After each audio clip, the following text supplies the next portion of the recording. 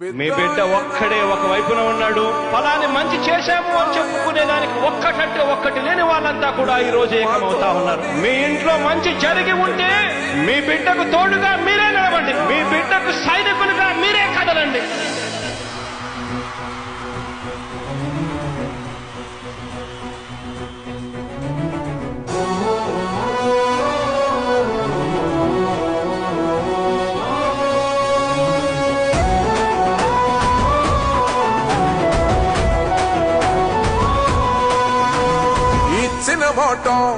తప్పితే ఓటు మీ యుద్ధని చెప్పిన దమ్మున్నడు జగను.